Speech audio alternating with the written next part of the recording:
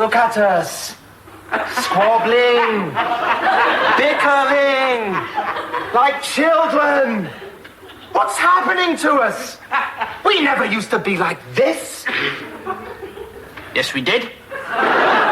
It is quite easy to win elections under our first-past-the-post system, with a fairly handsome majority, if the opposition is engaged in protracted civil war on the airwaves, week in, week out. If it's killing itself in neon. We haven't got time to debate the economic history of the last 10 years. Let's just skip to the bottom line. Point number one. In the first part of the decade, the weapon that was used to tame the unions and bring down inflation was high unemployment. The latest unemployment figures show a rise of 128,000, taking the total to a new record, nearly 3.25 million. The news brought the comment, a great disappointment from Mrs. Thatcher. The Labour leader, Mr. Michael Foot, said the figures were hideous. We're doing all we can to get a job. We've been going to college, we've been on schemes, we've done all we can, and there's still no jobs for us, so, you start to lose heart. How far have you got to pedal on your bicycle to find work? You can go all over Liverpool and not find work in this trade, cabinet making. All right, go on a train and find work. Well, I did get on a train and I did go to London. There was nothing there for me. So that was a waste of a journey, really. You've got to have the experience to get a job and the job to get experience. So it's just a circle. You can't win. It's a catch-22 situation. In terms of overmanning of many of the most important employers in the 1980s was between Mrs. Thatcher and Arthur Scargill. Now, there are those who would say, a mature society like ours, there has surely something gone wrong with it, when the two leading protagonists in the political and economic debate that year should be Arthur Scargill, a Marxist or a neo-Marxist, and Mrs. Thatcher. There has something gone wrong in a political system in which Arthur Scargill is the leader of a union like that, rather than just a truculent, difficult member from the South Yorkshire area, and that Mrs. Thatcher is the Prime Minister, rather than a difficult, rather rigid Secretary of State in the Cabinet. Because most people who think politically and worry about the economy and society are between those two. But the one outstanding feature of the 1980s, compared to almost any other decade in this century, in peacetime, is confrontation, is shot and shell, is political and economic hyperbole. Do or die. If we don't do this, we're finished. If we do it, we're finished. It's almost as if the British political tradition of reason, moderation, understatement and caution have been jettisoned bag and baggage. And that is what will be remembered. In the 2020s and 30s, when documentaries are made, it will be the news reports, miners' picket lines, the showdowns with the massed ranks of police with visors on horses that will be shown time and time and time again.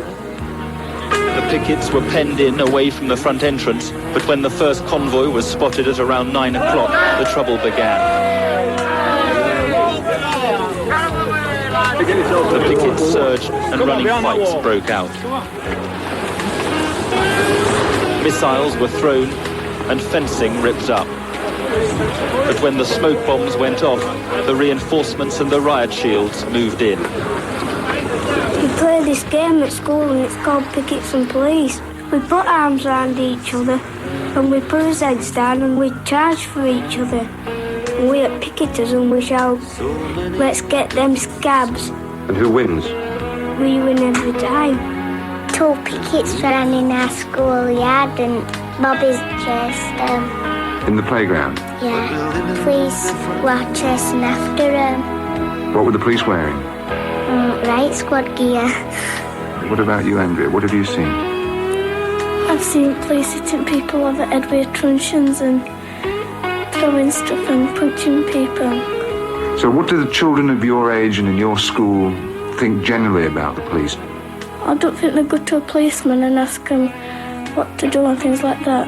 I don't think they trust them anymore. They don't like them because they're like hitting the dads with truncheons and everything. Hopefully you'll have your own opinions about the health service, about the state of education, about what the 80s have done to the welfare state. Anything we're liable to say in the next few minutes isn't going to change them. Let's just give you one more 80s image, something to put alongside Maureen Lipman's book of BT commercials and the Covent Garden redevelopment. Here's Sheila McKechnie of Shelter.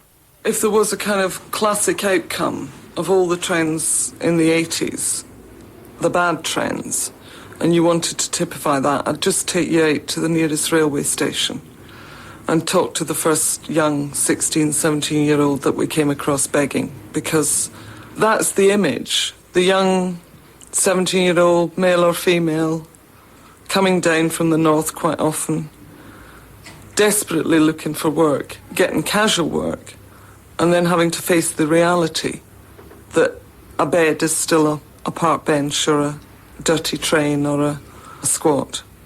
That is, I think, the unacceptable face of the 80s. The housing crisis in London is terrible. When I moved in with this bloke, there was 17 of us living in one room, and I was paying £6 a week to live in the drip tray of the fridge. Or education, that has just gone right downhill. The pay for the teachers is appalling.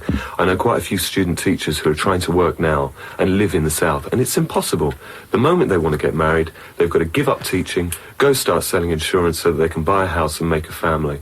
As far as me is concerned, I mean, my son, Cruciality, will be 2 years old soon, and I'll be giving him more crucial fairy stories, you know, to grow up with, like, do you remember when there was a National Health Service and stuff like that? You know, I think the older I get, the more cynical I get, and that's a shame, really, because I was quite bright-eyed in the early 80s. Lenny Henry can be witty about most things. One subject he doesn't really tackle in television, perhaps because he doesn't find it funny, is the way black people in Britain have been treated in the past 10 years. Every day I see stuff that just makes me more and more pessimistic about racial relations in the 1990s. These people in areas of London that can't leave their house. Asian families can't leave their house because they're having excrement pushed through their door, their letterboxes and stuff, and the National Front are terrorising them, and their kids are being beaten up on their way to school. You know, the police are being incredibly heavy-handed in some areas. I think the police have to be incredibly careful in the next... You know, like going to Carnival this year, it was like Mission Control on the Westway going into London. There were like lorries there with like all these guys with satellite dishes pointed out at these people. Guys, they're eating a piece of chicken and there's a satellite dish and a SWAT team watching him in case something happens, you know. What are they going to arrest him for? You know, carrying an offensive chicken bone. I just couldn't believe it. It was so clumsy and so heavy-handed, and of course it had to end with a baton charge because, you know, Carnival is the only time when there's a lot of black people in a small area where the police can practice. You know, the miners' strikers a long time ago now, we haven't had a chance to wear the uniform for a bit, Sarge, you know. Can't we just put on the masks for a bit? It was the most heavy-handed, clumsy, stupid, insensitive handling of anything I've ever seen. All it needed was some guys, some stewards to go around and say, OK, guys, you know, it's been 3 days now, it's time to go home. That's all it needed. Oh, what's the name, son? My name's Smiley Culture. Yeah, where do you think you're coming from, lad? From seeing my mother. What's the registration number of the car? Then I can't remember. What you got in the building, son? I can't say it, Ricardo. The problem with the police now, especially in the last sort of 5 years or something, is the fact that they're swinging to no longer becoming a police force which governs the country. They're swinging towards becoming the right arm of the government. In my opinion, the United Kingdom at the moment is probably the most undemocratic of the Western democracies. That's Paul Hunt of the National Council for Civil Liberties. Again, we could do a whole hour on the subject, but there's only time to mention a couple of the arguments. The 1980s have seen an extension of police powers, a reduction of the rights of suspects. They've seen increased secrecy in government circles. We have seen the erosion of the right to jury trial. We have seen infringements of freedom of expression. There are any number of examples. Spycatcher was a very notorious one, but not the only one. And one of the reasons why it's difficult to resist this is because we don't have, in our British law, a statutory right of freedom of expression and a statutory right of the dissemination of information. It has not been a good decade for civil liberties. What has it been good for? Well, let's see. What about that lovely moment when the American and Soviet navies joined forces to rescue 3 whales that had got themselves stuck in the ice? Oh, you must have seen this story. You couldn't really miss it. It was front page news for days, and somehow it made everything all right. Hundreds of other whales being slaughtered regularly by the Japanese, the tanker dumping its oil on the coast of Alaska, the seals dying in the North Sea,